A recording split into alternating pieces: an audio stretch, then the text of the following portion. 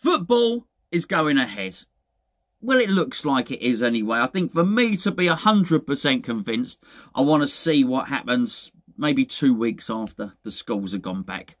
I think once that happens, if the infection rate still stays the same, football's back, and hopefully we can then progress and start to get back to the normality of life, so to speak.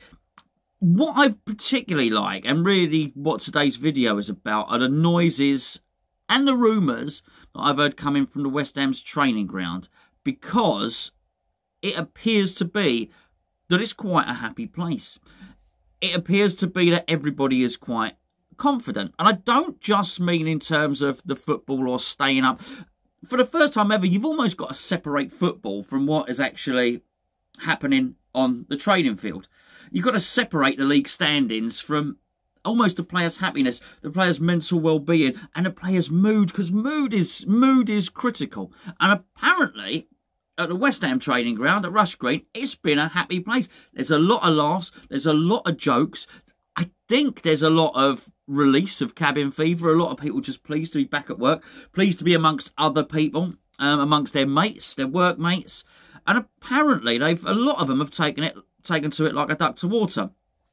It was always going to be an extra thing to consider that the pandemic has put upon everybody. Whereas before you would obviously look at players' fitness, injury record, readiness for a game, their technique. A number of things would have gone into the process of picking your 11, your starting 11 for a match.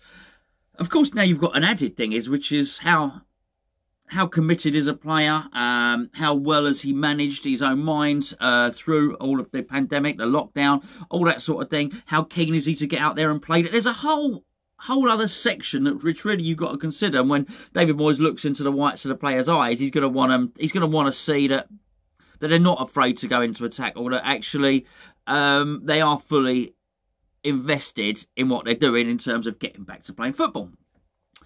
And as I say, the noises coming out of the ground have been, out of the training ground, the rumours coming out of the training ground have been really, really positive. By and large, I think if I were to sum it down to one sentence, it appears to be a happy place to be. And you cannot, you cannot overestimate the importance of that. Just to go into a working environment and to be happy. If you're happy, you're relaxed. If you're relaxed, you're just going to be better at what you do. And if you're relaxed and you're doing all that stuff, then you're not operating with this dark cloud hanging over you. I made a joke the other day that the dark cloud of relegation has been replaced with the dark clouds of the coronavirus. Put that aside. If you're going into work and it's a happy place, you're pleased to be there, you've missed people, you're getting fit.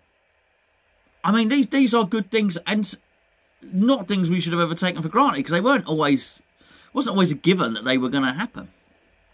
But anyway, David Moyes has come out publicly, and he said, I've been delighted with the way the players have responded to the work we've set them, both during the lockdown and since they've been able to return to Rush Green, first individually, then in small groups, and now as the wider group. Look, I couldn't tell you whether the players trained well when they were at home, when they had to do they were all given individual training regimes and to keep themselves fit. I'm guessing, reading between the lines, they've done that well. That being said, would we hear about it if they had turned up unfit? I'm not so sure. I'm not so sure that would have been leaked out anyway. But I am pleased about what's happened with the second part of the sentence, which is what they've been doing when they're in small groups and now as a wider group in full contact training. And Moyes is happy. He goes on to say, I've also been delighted with the way my staff have responded to the challenges of working during the coronavirus pandemic, and I believe their positive approach means we are leading the way when it comes to preparing our squad physically and mentally for the restart. That's the key sentence for the paragraph for me. It's, as far as I'm aware, Moyes is reinvigorated. Moyes is really keen, desperate to get back, but apparently Paul Nevin and Kevin Nolan have been particularly impressive during this. There's been a lot of contact. Apparently Kevin Nolan's been on the phone to lots of players, quite a lot, and he's been geeing them up. And we know Kevin Nolan has leadership qualities. We know he's a good guy. He's been captain at every club he's been to. The players very much buy into that. So he is well practiced at looking after players, looking after his teammates. And that seems to have grown even more. Now he's on the coaching staff. Apparently, since they've been back, he's been the life and soul of the training ground. Not only that, they've been very much conveying, and I'm talking about the coaching staff, and I'm glad Moyes mentioned it there. They've made it a very, very welcoming environment to be in. Aside from all the testing, all the stuff they go through, yes, they have to go through that rigorous testing procedure. Yes, they have to convince everybody else and themselves, and that's key, that everybody is fit as a fiddle when they go into the training ground, and if they're not, it will be dealt with. But once they cross that line, once they go through the temp, once they've done that final test, once they've filled out the forms, they have to do all of this. They have to submit loads of information. Once they, to use a cliche, cross that white line with their bibs on and put the cones down and all that sort of stuff, apparently the coaching staff have made a very big point of making it a relaxed environment, of making it a confident environment. And that's really important because they've made everybody so confident, apparently, that people are doing decent full contact training. Apparently, it's back to normal. It is business as usual. And it's going to have to be business as usual, by the way, because if it ain't, that little 5% or whatever is going to make the difference between winning or losing. But I certainly get the feeling that whilst the coaching staff have adhered to the rules, they'd had enough. They wanted to get back to work. They wanted to get back to doing what they love, which is coaching and being involved and around the squad environment. Apparently the banter's very good. Everything has carried on as it was, albeit with a few amendments in terms of social distancing and whatnot. But it is important at the point where everybody is tested regularly. You're going to have to realise, or at least trust, that the people you're working with are safe. And if those in the higher positions, as in the coaching staff, are giving you confidence in that, then you're gonna perform better as a player. I saw a few things. I'm not even sure what it was today, but I saw something came up about a socially distanced trophy celebration and goal celebrations and so on and so forth. I'm not sure that's the point. I'm not sure. I don't get the point.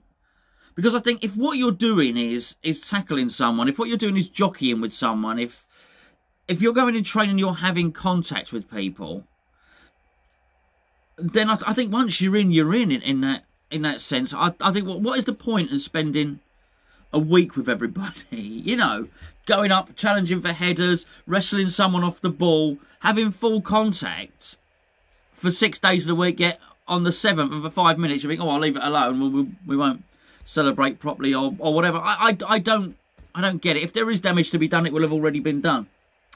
I think they've coped really well. If everything I hear and everything in this story is true, I think the players have coped really well. I think they've had enough time to get used to the stress of it, had enough time to consider the full implications of what may be going on. And I think after a couple of months, they probably thought, you know what? I want to get back to work. I want to do this. I want to get in and I want to play football. We've had the added bonus of the fact of people like Jetty, Ogbonna have returned. We hear that Cresswell actually was just carrying a little niggle. And apparently he's coming back. And of course, as we know, Antonio lost his father and that was compassionate leave. So it would appear, because Antonio is back now, by the way. Not only is he back, apparently he's in good spirits on the training ground. And he's in his normal cheeky mood. Basically, if that's the case, then everybody is back in training. I don't know about Lanzini. That's the only thing. But we know, we discussed this in yesterday's video. We can maybe manage, hopefully, without Lanzini anyway. But I don't want to suggest he's not there if he is, if you know what I mean. I don't know. But if this is all true, then I think I'm quite positive about it. I'm really happy to hear those things. I'm really happy that their players have made their own decisions on this. I'm happy they haven't been forced to by the club. I'm really pleased that the coaching staff have made it a welcoming environment. They seem to have made it fun. And if they've made it fun, they've managed to, at least for the moment they walk through through the doors or through the tent or whatever it might be, been disinfected, sprayed. They've left their worries behind them. If that's the case, I'm actually quite looking forward to it. I'm actually quite hopeful. I do. Well, I said at the start, look, things can change. Things can change quite quickly. They may do. They may not. I hope they don't. Because if this carries on, and it particularly carries on in this mood, we might be in a relegation battle. But I'm looking forward to seeing it.